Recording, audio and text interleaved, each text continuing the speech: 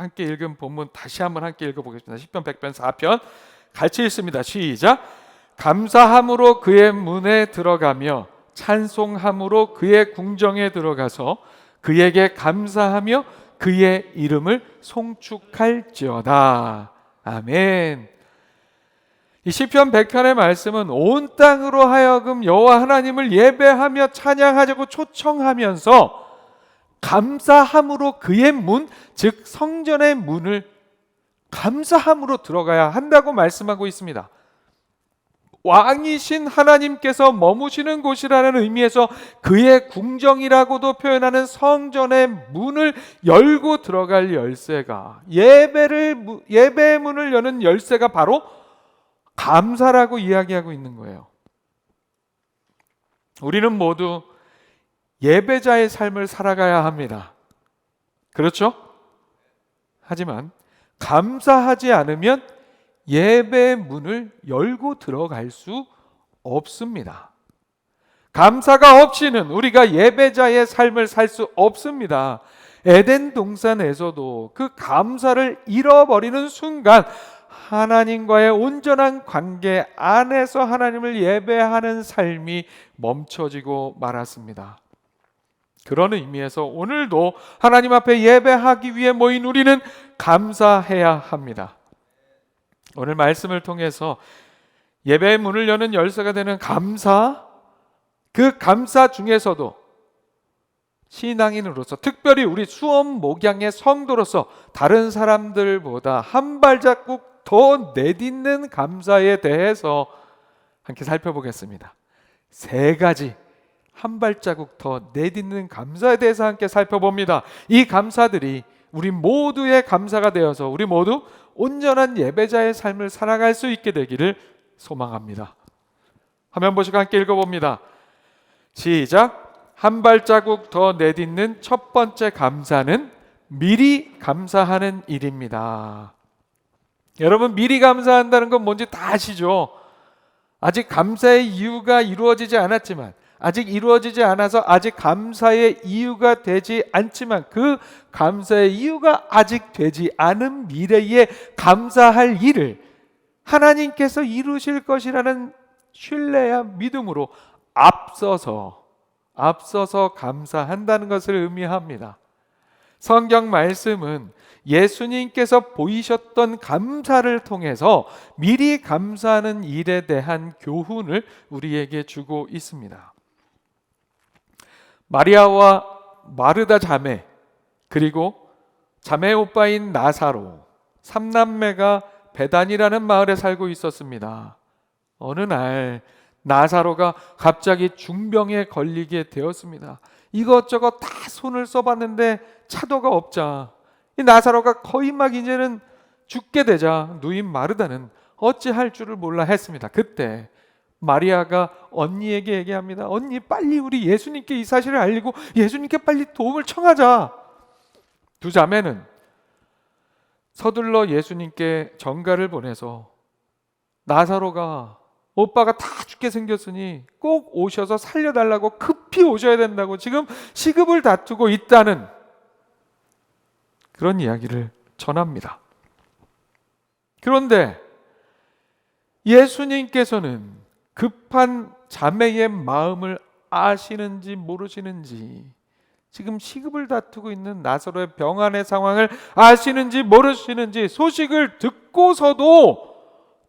듣자마자 나사로가 그렇게 아파, 빨리 가자 하면서 급히 발걸음을 내딛지 않으시고 베다니에서 멀리 떨어진 계시던 그곳에서 이틀을 더 머무셨습니다. 그 사이에 안타깝게도 나사로는 죽고 말았습니다. 그리고 예수님은 이틀이 지난 후에야 제자들에게 유대 땅으로 가자고, 베다니로 가자고, 죽은 나사로를 만나러 가자고 그렇게 얘기하십니다. 예수님은 처음에 제자들에게 자고 있는 나사로를 깨우러 가자고 말씀하세요. 그런데 그 말을 들은 제자들이 오해해서 정말로 나사로가 자고 있나? 이런 생각을 하니까 예수님께서 분명하게 찝어서 말씀하세요. 나사로가 죽었다고 말씀해 주십니다. 이 유다 땅은 당시 종교 지도자들의 핵심적인 장소였기 때문에 예수님께 위험한 상황이었어요. 제자들은 그런 상황에 왜 하필 지금, 나사로가 결국은 죽었다 하는데 왜 하필 지금 가시려나 하나 그렇게 생각하기도 했지만, 한편으로는 그래, 죽은 나사로를 문상하시려나 보다, 이렇게 생각을 했습니다. 그렇게 발걸음을 옮겨 예수님이 베다니에 나사로의 집에 도착하셨을 때는 이미 나사로가 죽은 지 사흘이 지난 후였고 무덤에 안치된 상황이었습니다. 예수님을 만난 마리아와 마르다 자매는 눈물을 흘리며 주님께서 빨리 오셨다면 우리 오빠가 살 수 있었을 텐데 하면서 그렇게 엉엉 웁니다. 눈물을 흘립니다. 그러나 이들은 그 상황 속에서도, 그 슬픈 상황 속에서도 마리아와 마르다는 믿음으로 이 상황을 이겨내려고 해요. 이후에 나사로도 오빠도 마지막 날 부활할 때 다시 살아날 것을 믿으며 그 아픔을 그 믿음 안에서 이겨내려고 합니다. 귀한 믿음의 삶의 모습이죠. 그런데 이 상황 속에서 예수님의 생각과 의도는 이 자매의 생각과 의도와 좀 달랐습니다. 예수님께서는 나사로가 마지막 때에 다시 살아날 것 그 이전에 지금, 바로 지금 나사로가 무덤에 안치되어 있는 지금 죽은 나사로를 살리시기로 작정하셨습니다. 하나님의 영광을 드러내기 위함이었습니다. 예수님은 나사로의 무덤 앞에서 눈물을 흘리셨습니다. 그렇게 눈물을 흘리신 예수님은 나사로의 무덤을 막은 돌문을 열게 하십니다. 돌문을 열라고 하셔요. 사람들은 돌문을 왜 열라고 할까? 또 한편으로는 그래, 안타까움에 저렇게 눈물까지 흘리시는데 죽은 나사로 마지막으로 한 번이라도 보시려고 하는가 보다 하면서 돌문을 엽니다. 그리고 그 앞에서 기도를 시작하십니다. 예수님께서. 그런데 그 예수님의 기도가 감사로 시작이 됩니다. 요한복음 11장 41절의 말씀이에요. 돌을 옮겨 놓으니 예수께서 눈을 들어 우러러 보시고 이르시되 아버지여 내 말을 들으신 것을 감사하나이다. 이렇게 기도하셨어요. 근데 여러분, 예수님의 이 기도의 문구, 여러분께서 이 상황 속에 들어가셔서 한번 생각을 해보세요. 지금 예수님께서 무덤 앞에서 눈물을 흘리시다가 무덤을 좀 열라고 요청하신 후에 돌문을 굴려서 열었더니 그 앞에서 하늘을 우러보시고 눈을 들어 우러러보시고 이르시되 아버지여 내 말을 들으신 것을 감사하나이다. 어떤 느낌이 드세요? 사람들이 수군수군 거리기 시작했습니다. 수군수군 거렸어요. 뭐라고 수군수군 거렸을까요? 뭐야? 지금 대체 뭐가 감사하다는 거야? 아니 방금 슬퍼서 같이 울더니 이제는 감사해? 옆에서 다른 사람들이 이러냐? 아니 뭐 능력이 많다면 울기 전에 살려주든지, 이상해가 와가지고 지금 뭐가 감사하다고 지금 감사가 나와? 주변 사람들이 수군거리기 시작했어요. 이 기도의 내용을 들었던 마리아와 마르다도 순간 그런 생각이 드는 거. 예수님께서 지금 감사하다고 고백하고 계시는 거야? 뭐가 감사한 거지 예수님께서? 그러면서 뭐라고 하셨어요? 아버지여 내 말을 들으신 것을 감사하나이다 했어요. 그러니 마리아와 마르다가 그 순간에 가만히 있어봐, 예수님께서 저렇게 기도하신 것을 우리 오빠 죽게 해달라고 기도하신 거야? 그렇게 요청하신 거야? 그런 생각이 들기 시작했어요. 어떤 상황인지 이해가 가십니까? 그러나 그런 의구심과 호기심은, 수근거림은 바로 이어지는 예수님께서 이루시는 역사를 통하여 순간 다 해결이 되어버립니다. 먼저 감사의 기도를 드리신 예수님, 그 감사의 기도를 듣고 수군거리는 사람들 사이에서 예수님께서는 감사의 기도를 들으신 후에 확신에 찬 목소리로 무덤을 향해 외치셨습니다. 이렇게 외치셨습니다. 나사로야 나오라. 아멘. 나사로야 나오라. 예수님의 나오라는 이 명령에 죽은 지 사흘 되어 무덤에 묻혀 이미 냄새가 나기 시작했던 나사로가 살아서 무덤 밖으로 걸어 나왔습니다. 아멘. 예수님께서는, 하나님께서 예수님의 마음을 아시고 예수님의 요청을 들어주셔서 나사로를 다시 살리는 역사를 이루게 하실 것을 미리 감사하신 거예요. 미리 감사하신 것이었습니다. 예수님의 감사 기도 이후에, 미리 드린 감사의 기도 이후에, 미리 드린 감사 이후에 죽은 자가 살아나는 놀라운 역사가, 기적의 역사가 이루어졌습니다. 큰 역사를 이루게 하는 미리 감사하는 일의 의미가 이 사건에 담겨 있습니다. 미리 감사합시다, 여러분.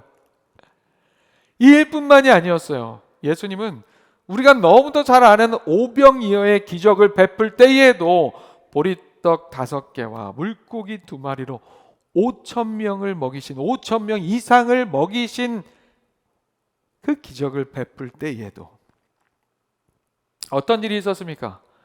예수님께서는 식수 인원이라고 하죠. 먹어야 될 사람들, 먹을 사람들은 너무도 많은데 남자만 5,000명인데 먹을 음식이라고는 한 아이가 가져온 작은 도시락, 거기에 도시락에 보리떡 5개와 물고기 2마리, 말린 물고기 2마리가 들어있었던 거예요. 이런 상황에 어찌 보면 참으로 막막한 상황 아닙니까? 이거 어찌해야 할지 모르겠는 이런 상황에 예수님께서는 하늘을 우러러 먼저 감사하셨습니다. 보리떡 5개와 물고기 2마리 주신 것에 감사했습니다. 말씀에 이렇게 얘기합니다. 누가복음 말씀입니다. 이는 남자가 한 5,000명 되밀어라. 제자들에게 이르시되 때를 지어 한 50명씩 앉히라 하시니 제자들이 이렇게 하여 다 앉힌 후 예수께서 떡 5개와 물고기 2마리를 가지사 하늘을 우러러 축사하시고 떼어 제자들에게 주어 무리에게 나누어 주게 하시니. 예수님께서 떡과 물고기, 보리떡 5개, 물고기 2마리를 가지고 하늘을 우러러 축사하셨다는 말씀에서 축사하셨다는 말은 원어의 정확한 표현으로는 감사하셨다는 말씀입니다. 감사하셨다는 말씀이에요. 그 작은 음식으로 5,000명 이상을 먹여야 하는 막막한 상황에서도 예수님께서는 미리 감사하셨습니다. 미리 감사하시고 이어진 역사는 무엇이었습니까? 5,000명이 넘는 사람들이 모두가 다 원하는 만큼 먹고 배가 부르고도 12광주리의 음식이 남는 기적의 역사였습니다. 말씀에서 이렇게 얘기하죠. 먹고 다 배불렀더라. 그 남은 조각을 12바구니에 거두니라. 아멘. 예수님은 나사로를 살리신 이후에 감사하실 수도 있었어요. 그렇게 감사한다고 누가 뭐라 그럴 일도 아니에요. 오병이어의 기적을 베푸신 이후에 감사를 하셨어도 괜찮습니다. 누가 그런다고 뭐라 그러지 않아요. 그럼에도 불구하고 예수님께서 이렇게 미리 감사하신 것은 우리에게 미리 감사하는 일에 대한 중요성을 알려주시기 위함이었습니다. 미리 감사하는 일은 그래서 중요합니다. 우리가 보통 그런 얘기 할 때 있죠. 뒷북 친다. 뭐 우리 뒷북을 치고 그래? 이런 이야기 할 때 있잖아요. 사랑하는 여러분, 우리의 감사는 뒷북의 감사가 아니라 미리 하는 감사가 되어야 할 줄로 믿습니다. 그런 감사가 더욱 의미가 있습니다. 그런 감사가 놀라운 기적의 역사를 이루는 은혜를 경험하게 합니다. 미리 감사하는 것, 이것은 또한 흡사 사랑하는 것과 같습니다. 사랑하는 것, 왜 사랑합니까? 나한테 뭐 해줘서 사랑합니까? 그게 아니잖아요. 진짜 사랑은 나에게 뭐 해줘서 사랑하는 게 아니라 그 자체로 그냥 사랑하잖아요. 존재 자체로 하나님을 예배하는 것이 그저 우리가 하나님 아버지를 너무도 사랑해서 예배하는 것, 무엇을 얻기 전에 그냥 하나님 자체로 사랑하는 것, 무엇이 우리에게 주어지기 전에 그래서 감사하는 일입니다. 미리 감사할 때 오늘 말씀에서 우리에게 보여주는 것처럼 놀라운 은혜의 역사가 이루어질 줄로 믿습니다. 사랑하는 여러분, 미리 감사함으로 한 발자국 더 내딛는 감사의 삶을 사는 우리 모두가 될 수 있기를 축복합니다. 한번 보시고 다시 한번 함께 읽습니다. 시작. 한 발자국 더 내딛는 두 번째 감사는 그럼에도 불구하고 감사하는 일입니다. 그럼에도 불구하고 감사하는 일, 하면 딱 떠오르는 사람이 있죠. 조국 남유다가 바벨론에 의해서 함락되고 포로로 잡혀오게 되었습니다.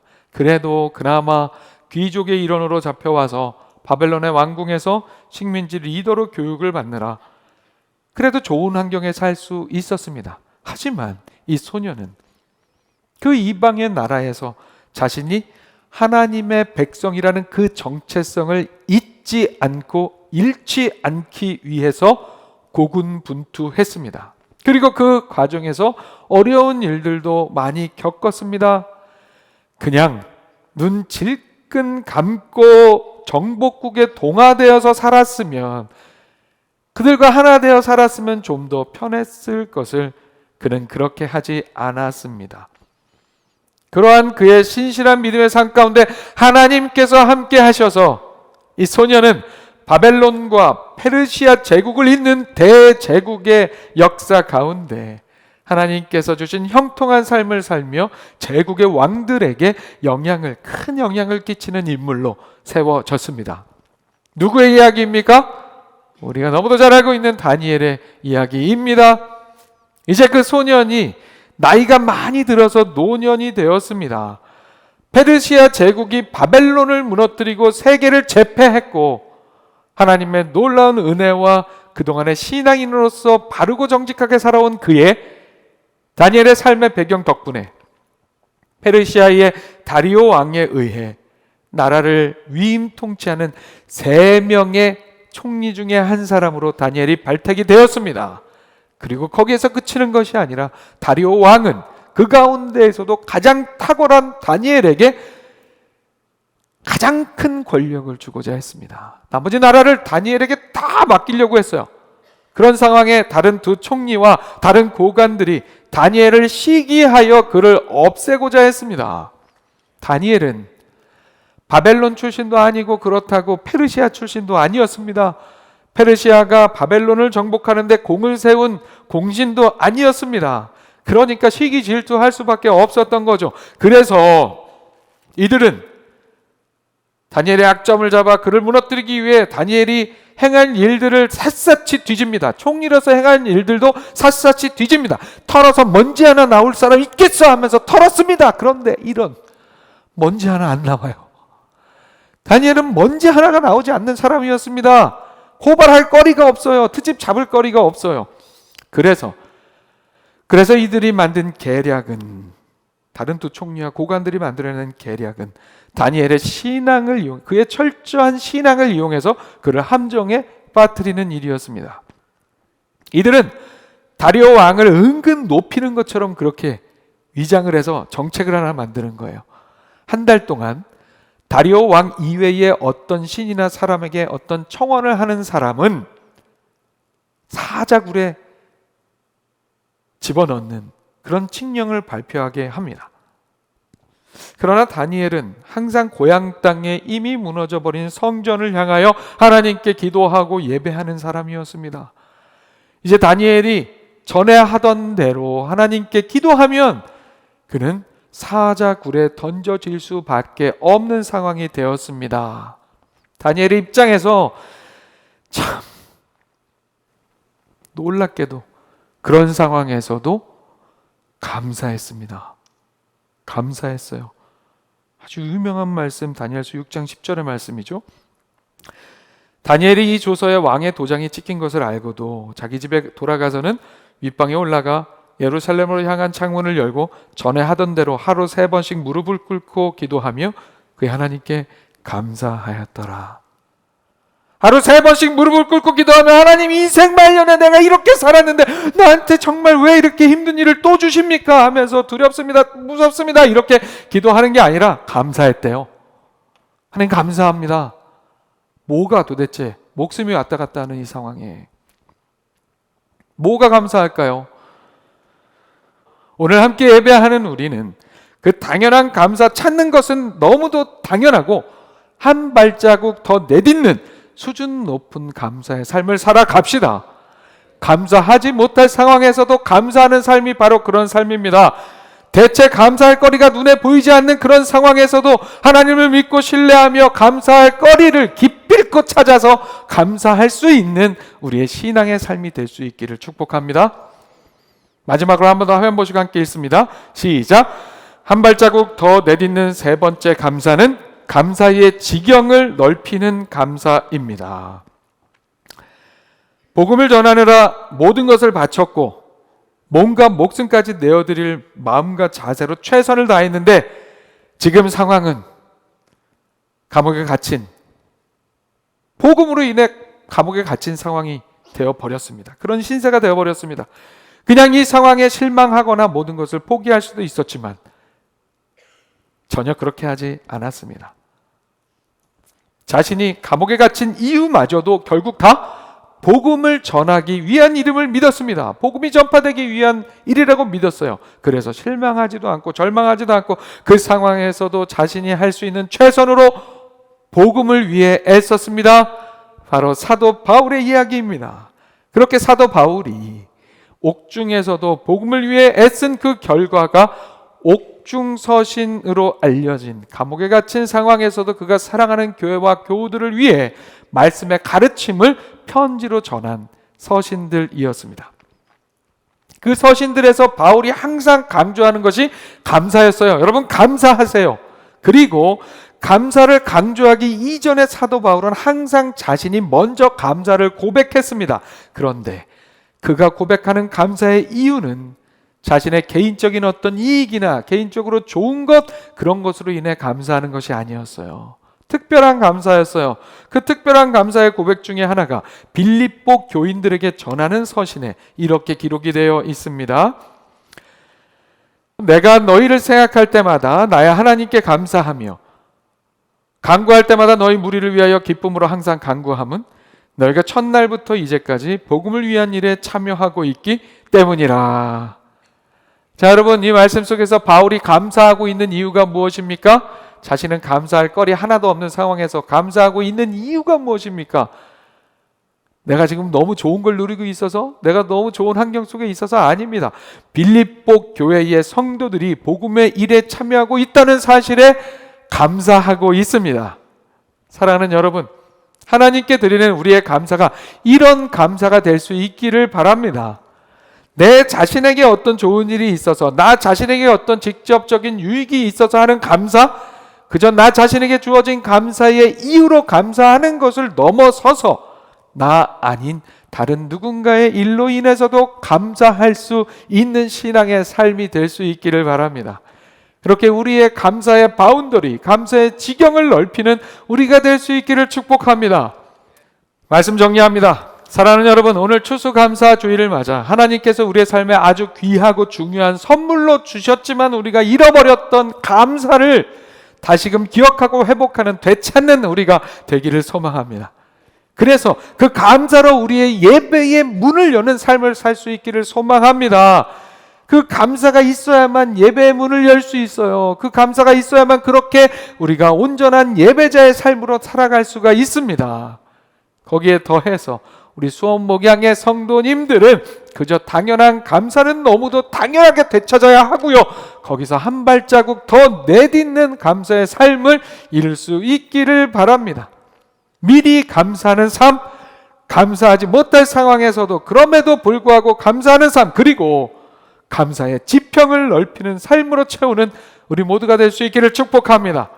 그렇게 우리 한 발자국 내딛는 수준 높은 감사의 삶으로 우리에게도, 우리 이웃들에게도, 하나님께도 기쁨이 넘치는 추수감사주일, 그리고 이어지는 우리의 감사의 삶, 우리의 예배의 삶이 될 수 있기를 주님의 이름으로 축원합니다.